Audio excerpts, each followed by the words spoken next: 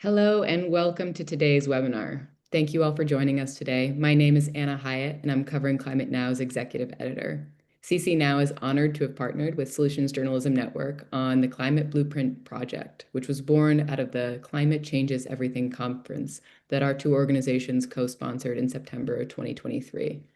We're thrilled now to co-host this conversation and kick off a webinar series about the Climate Blueprint with our SJN colleagues and the project's editor, Brianna Draxler. Throughout the hour, please share any questions you may have using the Q&A function at the bottom of your screen. And later today, we'll post a recording of the webinar on our respective YouTube channels. Now I want to throw this over to Angela Evans, my colleague at SJN, before we get the conversation started. Over to you, Angela. Hi, everyone. It's so good to see all of you here today for this conversation. I'm Angela. I'm the Director of Communities of Practice here at Solutions Journalism Network. This entire endeavor of the Climate Blueprint and the preceding Climate Changes Everything conference has been participatory and iterative from the very start. The topics, including the one we are speaking about today, the movement is the story, were identified as priorities through conversations with hundreds of climate journalists in 2023 and into 2024. We are so glad to continue this conversation and add to the growing resource of the Climate Blueprint with these webinars. A special thank you, of course, to our partners covering Climate Now for co-hosting these events, and to Brianna Draxler, the Climate Blueprint editor. Brianna has been editing, reporting, and writing for national magazines and online outlets for more than a decade. Her coverage centers on climate and environmental justice. Most recently, she was the deputy editor at Yes Magazine. Welcome, Brianna, and all the panelists. I'll pass it to you. Hello. Thank you so much for that warm welcome, Angela. And Anna, I'm so happy to be here today to talk with all of you about why climate activism is newsworthy and how best to cover it. I want to thank everybody for taking the time to share this hour with us. We hope it will be a fruitful discussion. And I'm going to start by laying some groundwork for our conversation before I introduce you to our panel of esteemed journalists here with us today. So considering the state of our climate, I think we can all agree that solutions are needed. And in addition to renewable energy and government action, I would argue that social movements are also an incredibly powerful climate solution. They are how people get policymakers' attention, pressure them to make change. Activism is critical to a functioning democracy, and we as journalists need to cover it that way. So just as historical movements have made huge strides in advancing civil rights, women's rights, LGBTQ+ rights, climate activists are making change. Fossil fuel projects are getting stopped. Some, not all, obviously. And despite the federal government's best efforts, some climate policies are getting traction, especially at the state and local levels. In Colorado, for example, grassroots neighborhood groups are holding regulators accountable for enforcing laws designed to curb air and water pollution. So why wouldn't we cover these important and impactful actions? One reason is that climate movements tend to be underreported because of the fear of blurring the line between journalism and advocacy. But here's how I see it. Covering a climate movement doesn't make you an advocate any more than covering a school board meeting makes you an advocate. You're there to observe and ask questions. When you report on a protest, you're covering the demands that people are making, the responses they're getting, and the outcomes. That's just good reporting.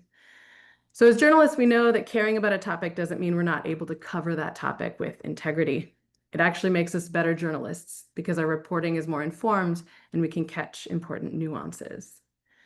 And covering climate activism is really necessary reporting. We're in a climate crisis. We do a disservice to our readers if we don't tell the stories of the accountability that's being demanded and the progress that's being made, or how these actions are being silenced. I think one of the most compelling arguments in favor of covering climate action is the fact that corporations and governments are working really hard to silence these messages. We saw the $667 million verdict that came out this spring in a pipeline company's case against Greenpeace for protesting against the Dakota Access Pipeline. And we see the way that SLAP, which stands for Strategic Lawsuits Against Public Participation, are being used to try and chill free speech around the country. And that's not to mention the use of RICO charges against protesters. This Racketeer Influenced and Corrupt Organizations Act was supposed to target organized crime, but instead it's being used to charge participants in protests like the Stop Cop City actions in Atlanta. So exercising free speech to address life-threatening climate impacts in frontline communities is not the domestic terrorism that these SLAPP cases and RICO charges try to portray.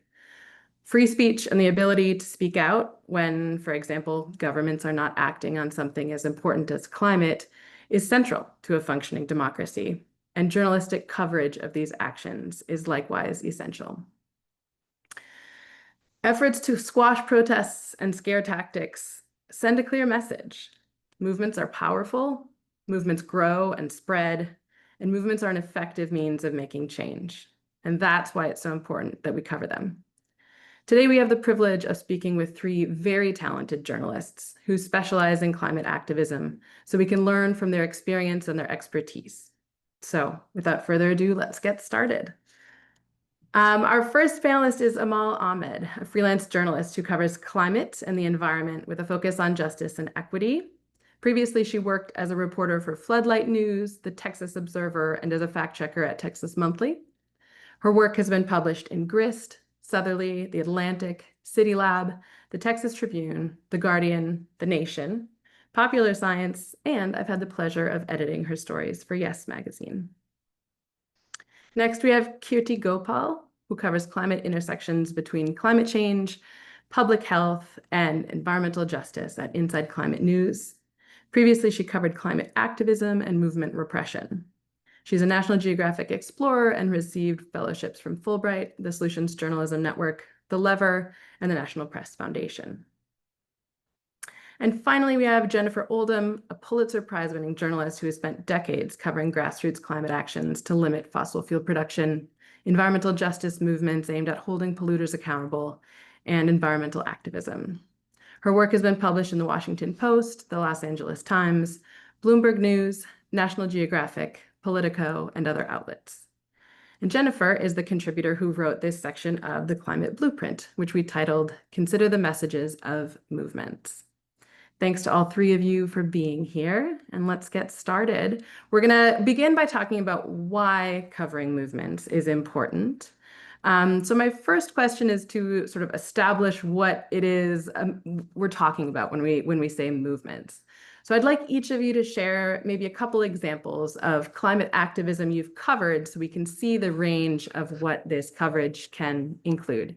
I'll throw it to you, Keerti, to start.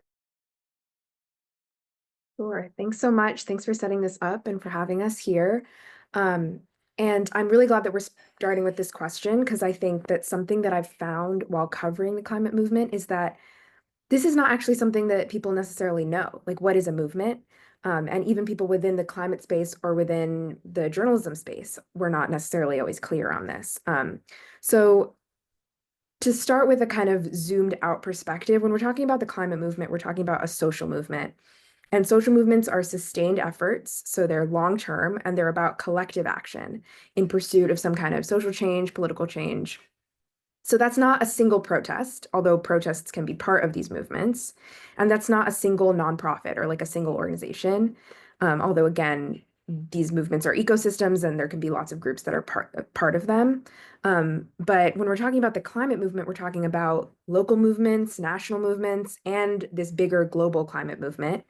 That is kind of, again, this ecosystem of all these different sub-movements coming together.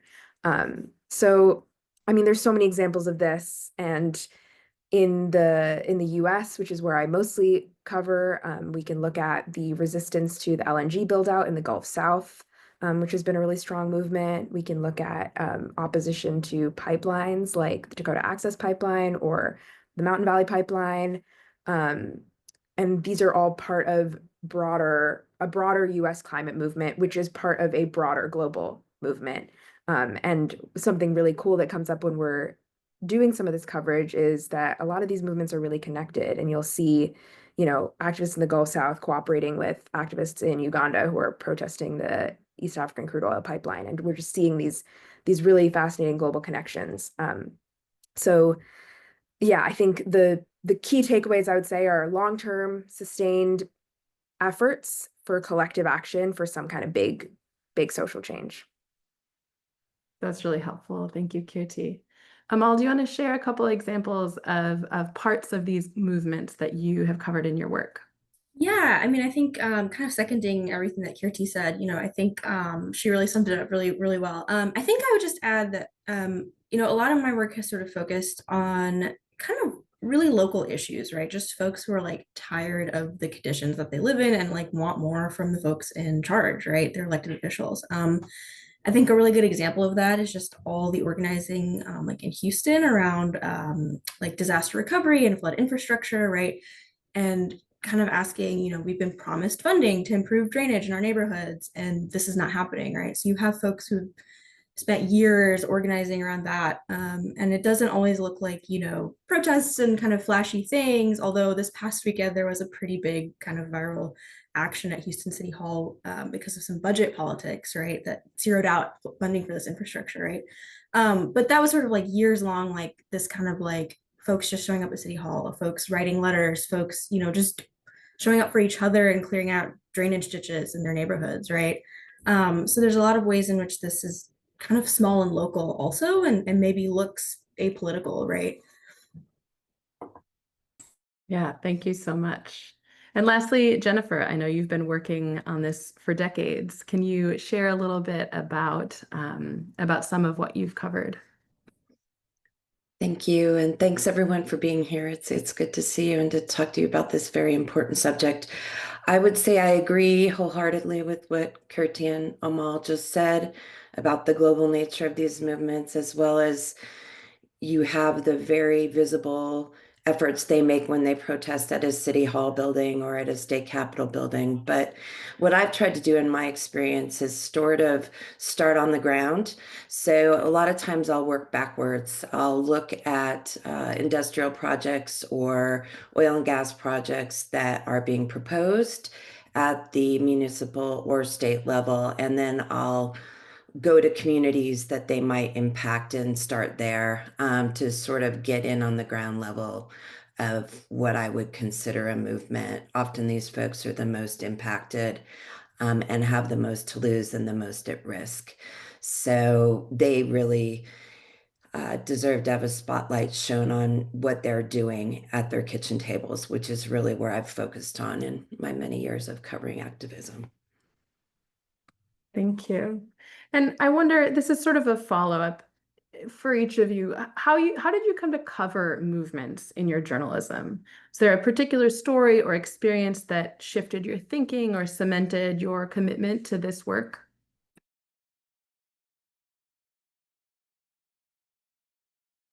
Yeah, I'm happy to start if no one else wants to.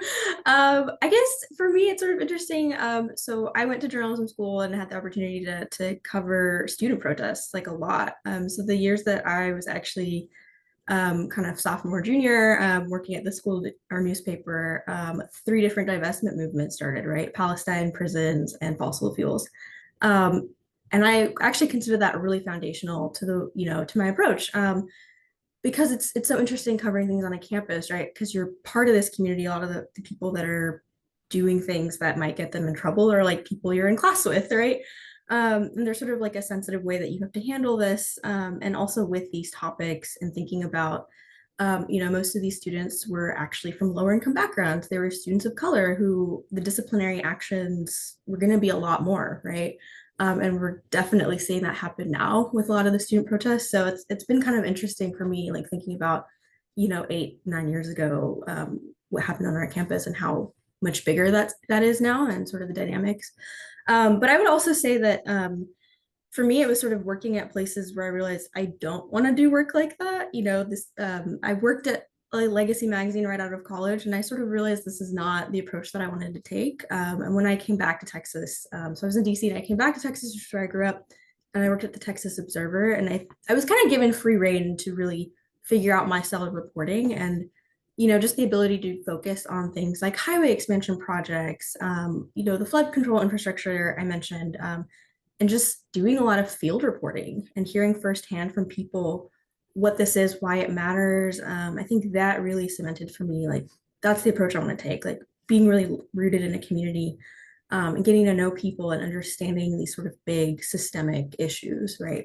Especially in environmental justice communities. Absolutely. Thanks for that. Jennifer? I would echo what she just said. I sort of really got my grounding in covering movements when I covered Los Angeles International Airport at the Los Angeles Times. And there were many communities around this tiny airport. I mean, LAX is so small, that were overly impacted by noise. And it really impeded on their quality of life. So I spent a lot of time literally in these folks' homes, experiencing what they experienced with noise pollution. And that really taught me how to really meet people where they are and how to really follow how polluting industrial activities are impacting their daily lives. And I think it's so important to count their lived experience as something that matters. We all care about where we live and if there's pollution there.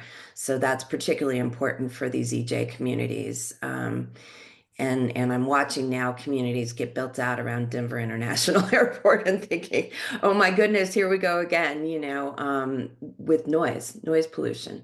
So. Thanks, Jennifer. Do you have any stories you want to add, Keerti? Yeah, I kind of came into movement reporting through like an academic lens a little bit, in that I studied social movements in school and I was doing research on climate activism as a student. And so when I then ended up in climate reporting, climate journalism, it kind of was a no-brainer to me to like start with looking at movements and looking at what the climate movement was doing. Because I think just looking at global history, like every time we've seen significant social change, movements have been at the helm of that. So we're looking at this huge problem, huge global problem that is climate change. I think looking to the movements that are responding to that is just kind of an obvious place to start in some ways. Absolutely. Thank you for sharing. I, like Amal, started my journalism career in legacy media and had a certain idea of how things were to be done, and also had some qualms with that. But I will say that when I first took a job with Yes Magazine 5 years ago, I had my defenses up. I was a little concerned that the publication's emphasis on activism might jeopardize my credibility as a journalist, which, I felt like I had worked hard to hold a line there. And what I came to realize over time, that I was holding the wrong line, that this sort of old school journalism I'd been taught that was supposedly objective, in reality was just upholding inequitable power structures. And I think that objectivity was in service of sort of the status quo. And there's a lot of injustice that comes with that. So I really came to realize that covering movements made me a better journalist. I was questioning these long held narratives that I feel like can really undermine journalism if we're not questioning them. And I think it brings up this question of whether you as journalists are ever called activists or accused of being advocates, and is it a concern for you in the work that you're doing? Let's start with Keerti this time. Yeah, it's something that I had never really thought of before I started covering activism. I didn't think people were gonna think I was an activist because I was covering activism, because that's not, you wouldn't really think about that with any other beat. Like covering something is not the same as participating in it. And covering an elected official doesn't mean you're endorsing everything that they say. And it's the same thing with movements. Like you're covering this movement as a journalist. And so you are, um, you're doing your own fact checking, you're getting your own evidence. You're not just like taking what they say at face value, just the way you wouldn't do that with anything else you're covering. But it's definitely pushback I've gotten. And actually, I got some of this pushback after the last Covering Climate Now webinar I did about this. And it's kind of, there's not too much to say to that, except that, you can continue to affirm that you are an independent journalist and that you're doing your job and that this is an important part of your job.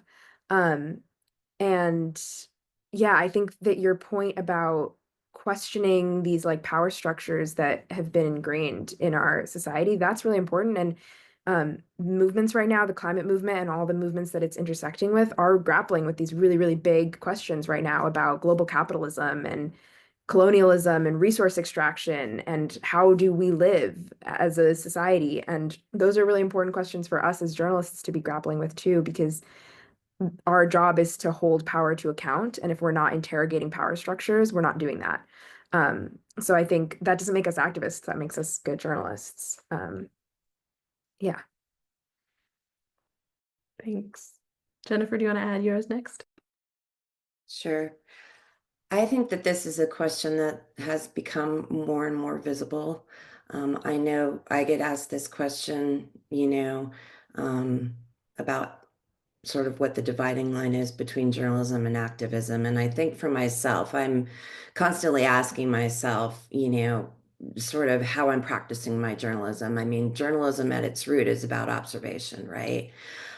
So what I try to do is sort of hold myself outside of a movement, and make sure that I'm observing it and I'm telling every part of the story. I mean, you're telling the story from the folks that are heading up the movement, and then you're telling the story from the people who are on the receiving end of the movement, whoever that is, the policymakers or the companies, whoever they're advocating for change with, right?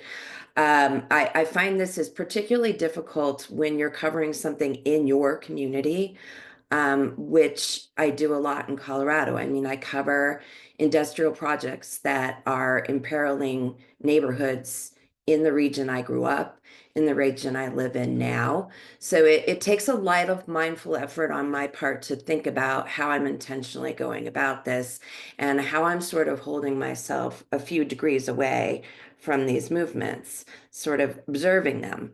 And I think that's really what we need to do now.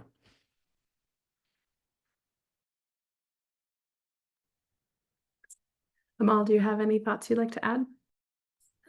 Yeah, I would just add really briefly, like I've just found myself caring less, like if people think that, like I just don't care as much, and I think to Jennifer's point, I think perhaps like I have a little bit of a different approach, which is like, especially with environmental justice and climate change, like we live in the world that, climate change is creating, and I just don't see that separation as much. Like this stuff affects me and my family as much as it affects, the folks fighting for this stuff. And I think, yeah, I've just come to care less if people think I'm an activist. Like, yeah, I don't want to live in a world that's constantly on fire, like, yeah.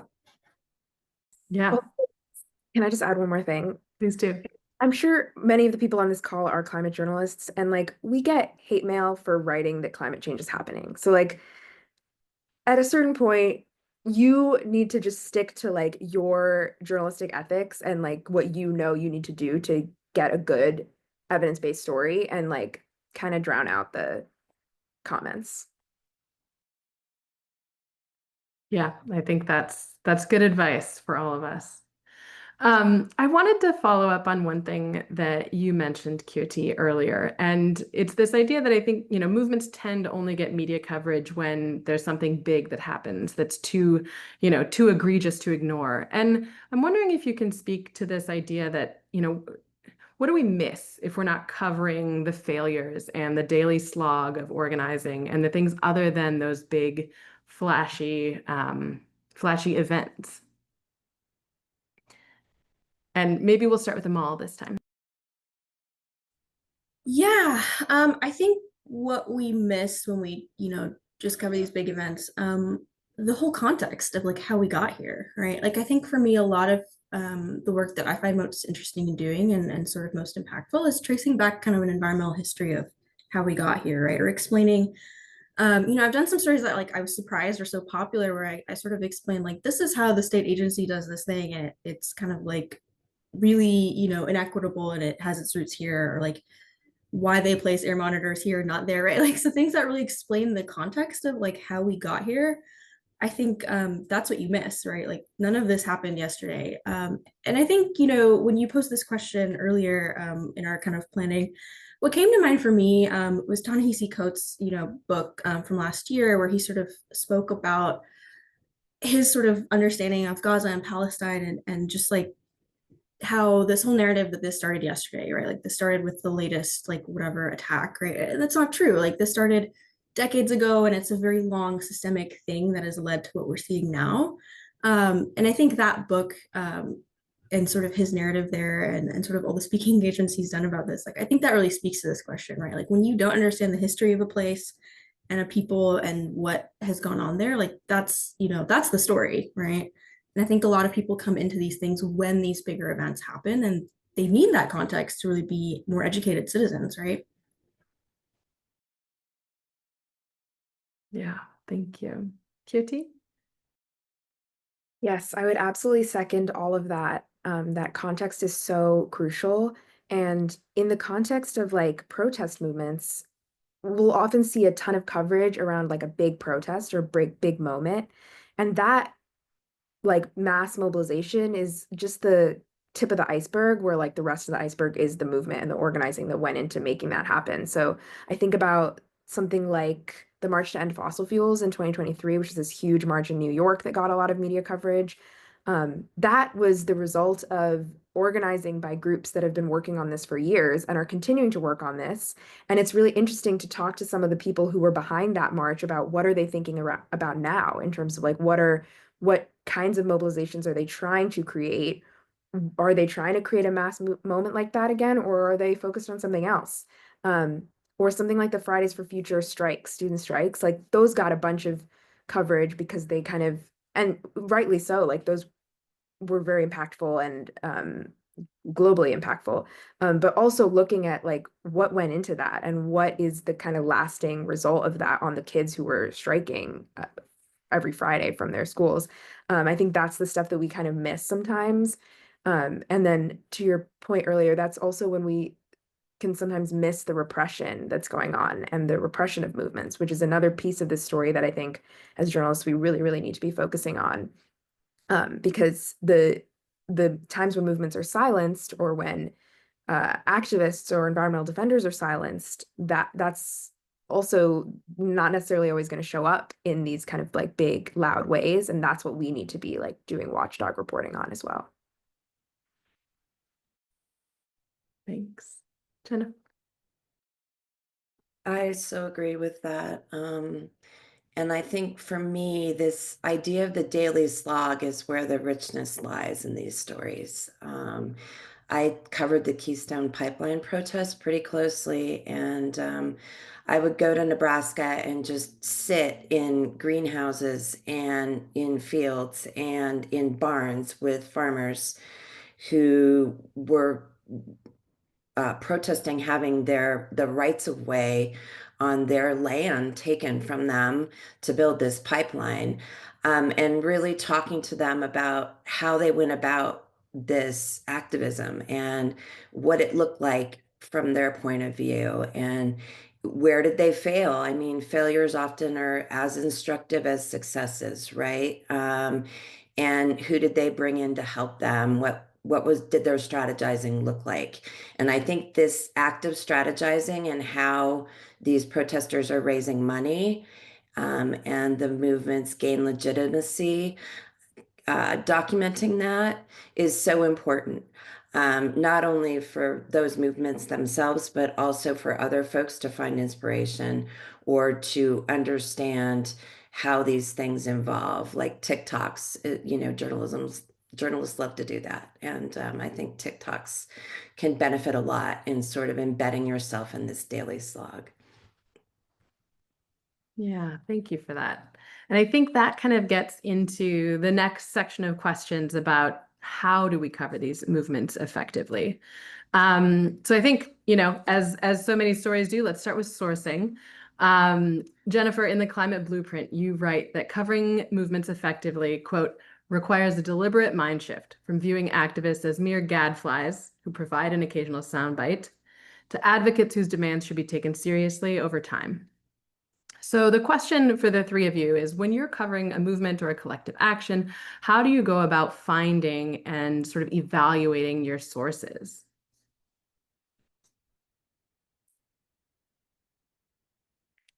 You guys can choose who wants to go first, or I can pass the baton around if that's easier. I'll start. I think, in writing this, what I was envisioning is there are a couple of ways this happens for me. I mean, there's the more macro way when you're out covering a protest or an activism movement as it's unfolding at a state capitol or at a city hall. In that case, I look for the folks that seem to be leading others, and sort of try to request individual interviews with them and find out sort of where they come from, what their background is, why are they seen as leaders by others, and who is falling behind them. And also I, sort of do this approach that I mentioned earlier, where I work in backwards in terms of looking at neighborhoods that are disproportionately impacted by pollution. And often there are nursing homes there, or schools there, or other places where people gather, and you go there and you just listen. And you'll find sources and folks where, there's sort of this community collective taking up to oppose either a project that's coming or a project that's already there.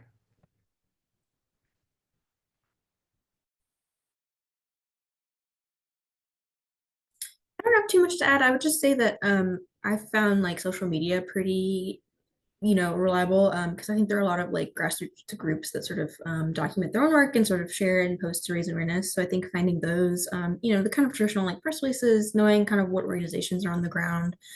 I found a lot of like legal aid clinics are really great because they kind of know what's happening in certain areas and different I would say sometimes, sometimes you get lucky and you're like listening to like a city hall meeting or county commissioners meeting and you just hear something and you're like, that's crazy and I want to know more about it. So kind of finding the folks that like have issues and they're trying to like bring that to light, I guess. Yeah, I agree with all of that. And I think it's not too different from other beats in how you're sourcing. Like showing up in person is always great. Social media, I echo, is also helpful.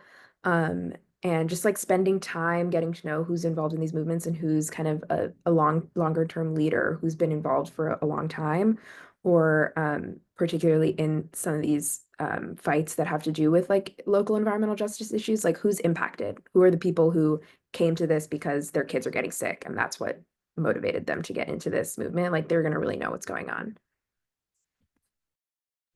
Thanks. Those are all really, really good and helpful ways to think about sourcing. And I think building on that, journalism often teaches us to use titles, credentials, and affiliations with institutions to determine who is an expert on a subject. And in the case of activism, we need to broaden that, right? And so do you consider sort of lived experience or other criteria to determine expertise when it comes to these really important issues? Let's start with Amal this time.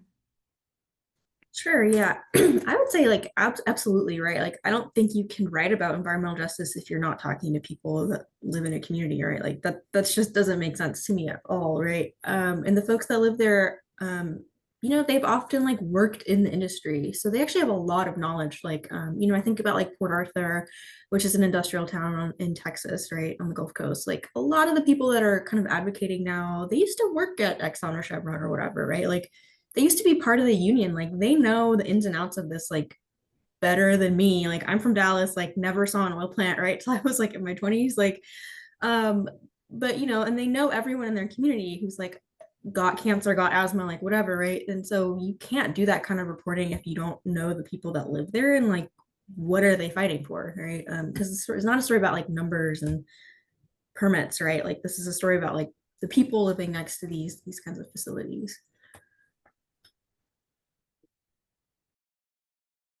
Let's go to Keerti next. Absolutely. And again, I argue that that's true in any beat. Like lived experience is expertise, and especially when we're covering climate change and trying to articulate for people how climate change is impacting people right now. Talking to people who are experiencing those most acute impacts are that is an expertise that we all can benefit from hearing from. So I absolutely agree with that. And I think an interesting piece of it in the context of movements is that people are also building expertise in like different different ways around the type of action that they're trying to get. So like, for example, I've done some coverage of the movements that are trying to pressure insurance companies to stop underwriting fossil fuel infrastructure. And those movements are made up of a really interesting intersection of kind of like ex-insurance industry or financial experts or watchdog groups that are looking at these institutions specifically, and then also community members who live near the infrastructure projects that they're trying to get these companies to stop insuring, who have also made themselves experts in, you know, the intricacies of insurance and these documents and FOIA processes and all this stuff, and are also experts in the sense that they understand what pollution does to their community. And so I think those are like very, very rich sources, both for human stories and understanding what motivates people to take up a cause, and also for like helping you as a reporter navigate the kinds of information that you will need to get to like kind of independently report on some of these issues. Thanks. Jennifer? I agree with Amal and Keerti that it is the lived experience that really is at the root of covering these movements, because we all care about the air we breathe and the water we drink and how loud it is around our houses, and if the land's getting destroyed by industrial activities. So I think that what I've noticed in covering movements over the decades is how in most cases now they're becoming more sophisticated. So these movements start from kitchen tables, right? But these folks quickly learn that, you know, to gain sophistication and legitimacy, they reach out to others for their expertise. They start to collaborate with groups similar to theirs in other cities and other states. And they share techniques with one another, and they share lawyers, and they share water experts and air experts and land experts. And so I've started to ask these neighborhood groups, you know, sort of, where's your expertise coming from? Can you let me know who your experts are? I call these experts, I sort of try to get in with them on what their agenda is. Are they being paid? Are they not being paid? Who have they helped in other places? And I think in this way, it's a really good way to sort of look at the spider web of these movements and how they build on each other and how they gain momentum. And I'm watching that happen right now with fracking. And I think it's just so important to pay attention to how these neighborhood movements sort of push back against fracking across states. Yeah. Yeah. And I think it's, you know, it's so important for us to keep that in mind and to make sure we're centering that lived experience, in particular because so many industry corporations, they're trying to downplay and undermine what people are saying, right? They don't know, they're not experts. And so I think it's all the more important for us to lift up those forms of expertise. And I think it goes to other sources, not just people, right? Do we look at official police reports and the sort of biased way that the police have covered a protest? Or do we also, you know, look at the unofficial sources coming out of communities, the data they have to collect for themselves because no government institutions are measuring the pollution in their community, right? So it's like both the people and the information benefit from sort of having that expanded ecosystem. One thing I find that comes up a lot is sort of the tension between protesters' methods, vandalism, blocking traffic, that type of thing, versus the message the protesters are trying to send by taking those actions, ending police violence, preventing pipeline construction. How do you make sure that your stories don't miss that message while also recognizing sort of the methods? Let's start with Jennifer this time. Yeah, I would think that this really goes to balanced coverage of movements. And as you were reading that question, I was thinking about, you know, the George Floyd movements around the country. And I spent a lot of time sort of covering those in Denver as they were unfolding. And of course, you have what you can observe, which is the police lines confronting protesters, and, firing tear gas and rubber bullets at them. That's what you can visually observe, right? So of course you have to write about that. But what I tried to do too was sort of to talk to the people in the back, right? Talk to the people that made homemade vests that said, medical aid, and they brought like medical supplies and water with them. And why were they there? What was motivating them? There were kids holding signs, sort of standing back away from the violence itself.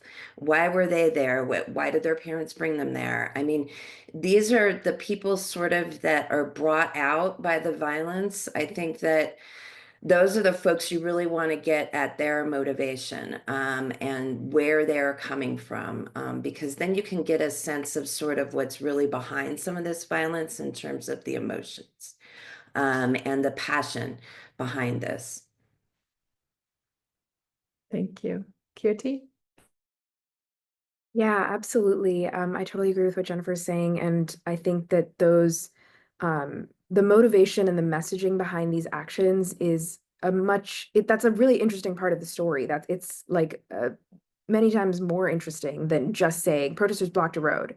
That's not that interesting, and there's only so many times you can write that story. But if you really are getting into the message and what is motivating people to come out and take these actions, that's where the much media reporting is.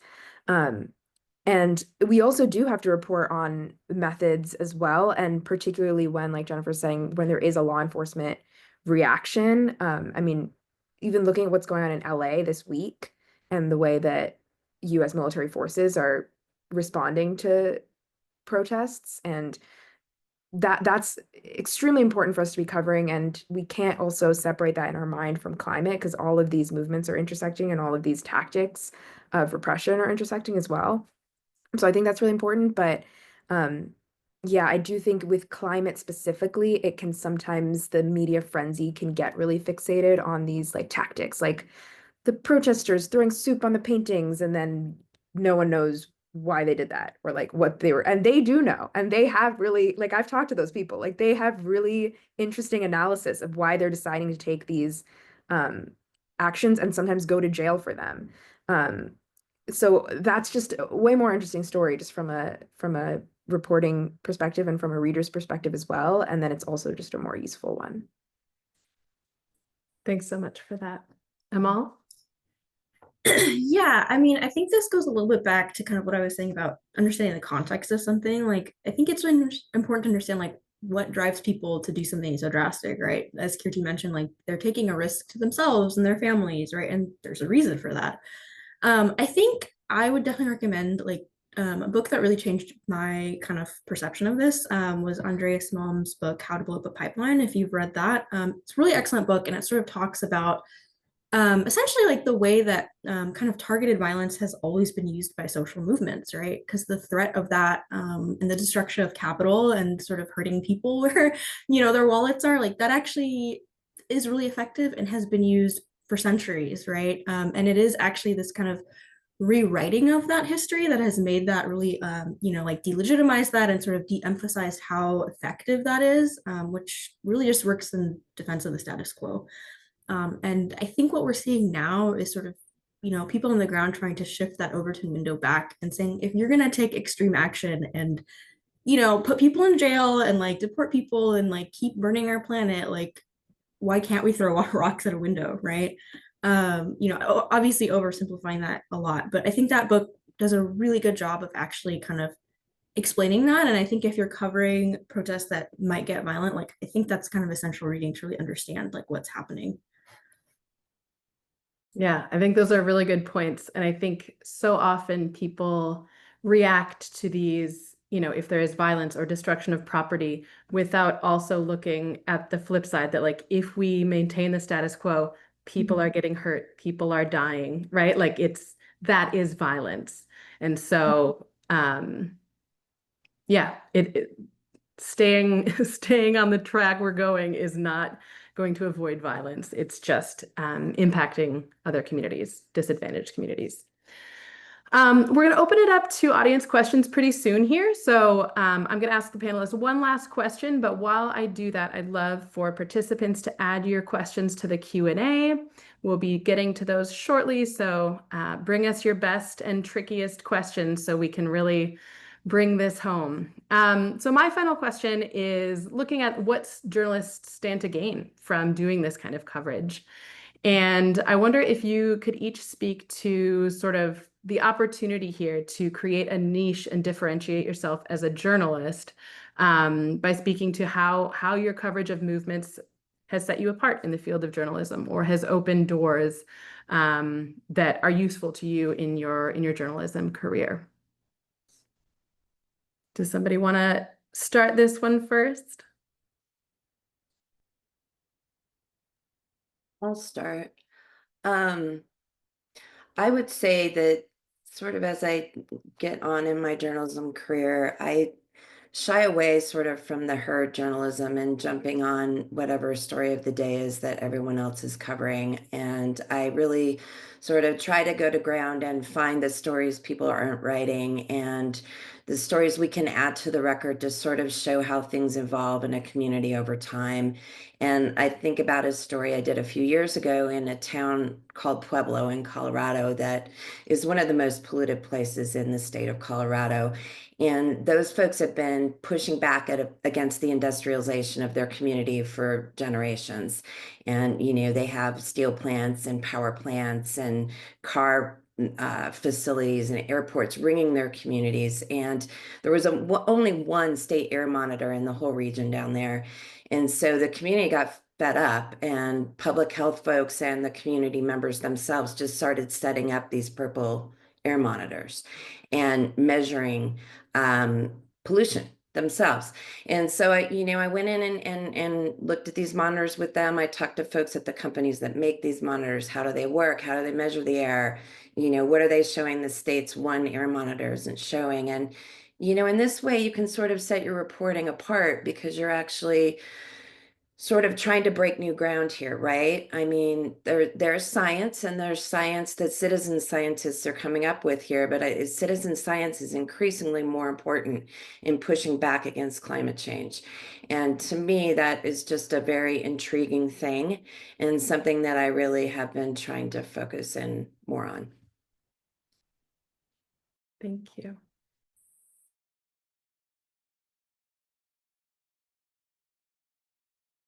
Yeah, I can go next. I don't know. I think this is an interesting question because I just think that like for me, it's like I just want to do interesting work and I want to feel like the work that I've done has mattered to folks, right? Like I think it's really cool when you're like reporting and someone's like, oh, I've read your work and that actually helped us like put together this thing that we did, like I think stuff like that is really rewarding. And just being able to like, especially with environmental justice stories, like yeah, like Jennifer said, put some of this on the record, right? I like for me, a story that I did in Freeport, Texas, where a historically Black neighborhood was sort of being dismantled and bought out by the port, right? In the course of reporting that, it really hit me like how rare it was for someone to come to a community like this and kind of take an oral history of this and like make sure that that history doesn't just disappear, right? Because the neighborhood's being industrialized. And I think like leaving behind that record to me has been like a really kind of rewarding way, especially when we think of like the way that the history of like people of color in this country is not really well recorded, right? So yeah, I think those are kinds of the things that kind of keep me doing this work. Thank you. Keerti? I would definitely echo all of that. And I think probably the biggest thing that I've taken away is just like how much it's expanded my source base kind of, and just like allowed me to find really interesting sources and be reached out to by really interesting sources, and just kind of covering something that maybe not a lot of people are covering. You can quickly become someone that people are like, oh, I want to reach out to this person about this story, which is always really great. And so that's something that definitely has come out of covering movements, and also just getting to grapple with like some of these bigger questions in an interesting way about like how does society respond to climate change. yeah, when you're talking to some of these people who are thinking about this on a global movement level, like those can be really, really interesting conversations. And then yeah, on a hyper local level as well, getting to see kind of the impact of your work of covering local movements or local actions is also just really rewarding. So yeah, on either level, it's been really helpful. Excellent. Thank you all for those reactions and responses. We're going to go to some audience questions. The first is from Jay Shaw, who asks, since the beginning of the pandemic, I've listened and learned that we need to be intentional with our platforms and amplify voices that weren't previously. So two-part question. One, whenever I've tried to take this approach, I've been critiqued that my pitch showed advocacy or activism bias. So how do you report from a solutions-focused perspective with this intentional approach without that perception of bias? That's part one. And part two is, what is your understanding of decolonized reporting and how do you apply it to your work? Does anyone want to tackle one of those questions? Speak a little bit to the pitching process. I mean, I work as a freelancer and I think that, it is interesting. I would say actually like, so the story that I worked with for Brianna on the boycott of Chevron, like I kind of had to shop that around, right? And I think in some cases, like I had to do quite a bit of pre-reporting and it was pretty clear to me that, the place I'd wanted to write it for originally kind of was nervous about having it look like they were saying that like people should boycott Chevron, right? Because of its role in the Israeli occupation of Palestine.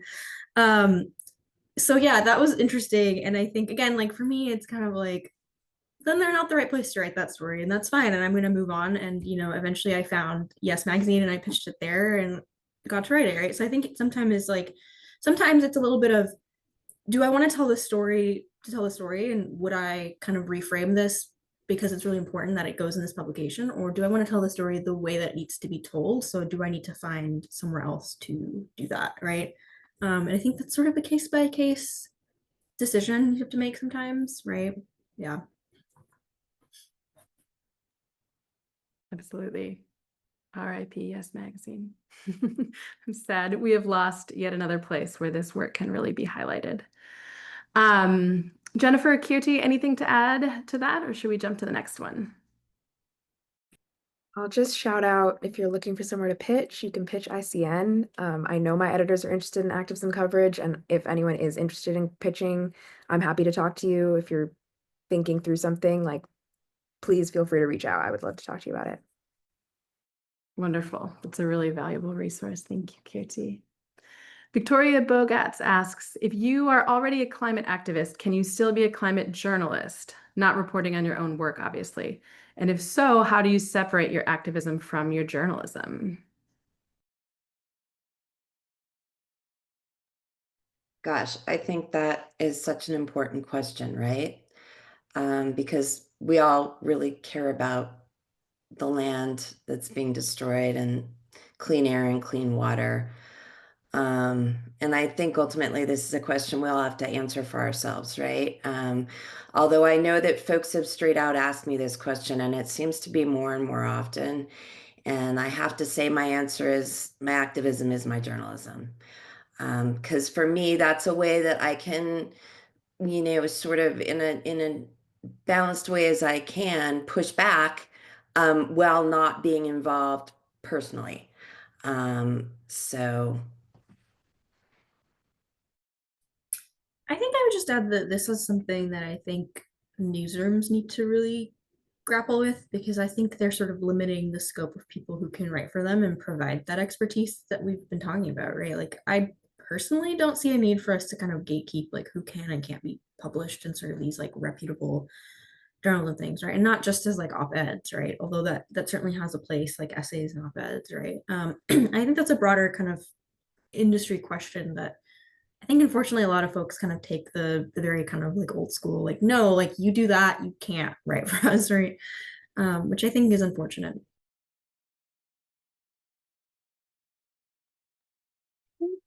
Yeah, it's such a tough question, and I would definitely agree that it's something that everyone needs to answer for themselves, and that different publications and different journalists are going to have a different approach to.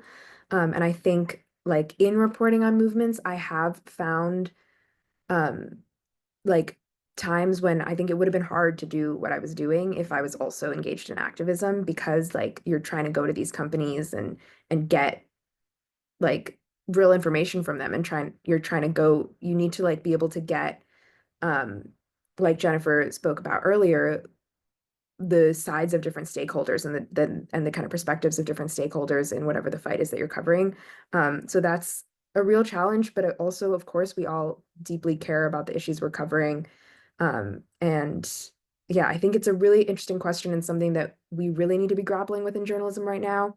And I think transparency about where we're getting our funding, where we're getting our resources, who we are, that's really, really important. And our methods, and kind of giving people more of an understanding of like, what are journalistic methods? Because not people who are reading the news don't necessarily always know like the kind of fact checking that we have to go through, or the kind of standards that we have for our reporting. And I think that can all help mitigate some of these like questions or feelings of distrust. So yeah, I would say transparency, and let's keep talking about it. And I don't know. Yeah, transparency and funding, and also more funding. Please fund this journalism. All right, we've got a question from Leonie Joubert, who's based in South Africa and is curious about how to define the climate movement and how to identify intersections between social and climate movements. Could you talk about how you think about these intersections and how to help audiences understand climate change's systemic impacts?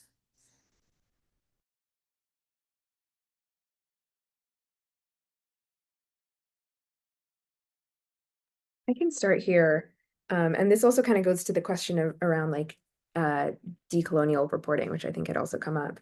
But I do think that the climate movement is increasingly aware of its intersection with many other movements, and something that I've been speaking with some of my sources about recently, particularly in the US, and looking at the US climate movement, is that some of my sources have been saying it's been really hard for groups to recruit for climate actions, or specifically for climate campaigns right now, because people are so preoccupied in very reasonable ways with everything else that's going on. And so a lot of these climate groups are thinking more deeply about showing up for migrant rights, and showing up for protests around democracy, and things like that. I mean, this coming weekend, the No Kings protests, which are going to be happening across the country, that's a really great opportunity if you're looking for something to kind of cut your teeth in reporting on movements. It's like, go to the local protest on that. There's going to be climate groups involved in those protests. They've been involved in organizing them, but they're not just specifically only climate protests. So I think increasingly a lot of these groups and activists and actors are seeing the connections between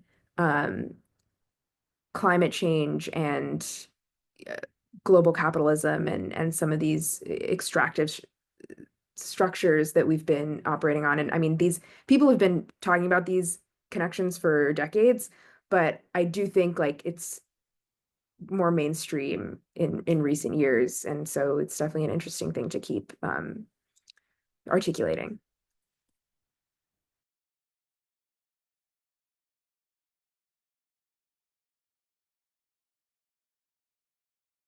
Amal or Jennifer, want to add any thoughts to the intersectionality question?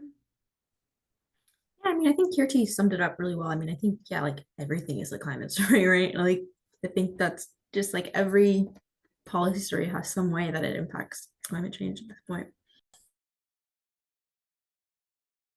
I would agree. And I would also add that in my solutions reporting and my sort of instructional failures reporting, I really look at, you can relate climate back to anything: public health, the economy, immigration, things people really care about. It all is interwoven with climate now. I mean, these more intense extreme weather events impact everything. Absolutely. There is no shortage of story opportunities in this. And hopefully today's conversation gave folks some inspiration and some ideas for how to do more in their own work. related to this, and I'd love to end on one sort of open-ended question from Amanda Magnani, who says, with a facepalm emoji, I mean, how is having social responsibility and advocating for a livable planet something journalists shouldn't do? I think that's a good way to sum up these takeaways. Thank you to all of our panelists, Keerti Gopal, Jennifer Oldham, and Amal Ahmed. So grateful to have your insights and experience on this topic. I hope it's something that will continue to spark conversations after this webinar. And stay tuned, because Covering Climate Now and Solutions Journalism Network will be hosting 4 more webinars on other chapters from our climate blueprint. So there will be more rich conversations to come. So thank you so much for being here, and thank you to all of our audience members for your great questions and participations. We couldn't have these conversations without you. So thanks for being part of it.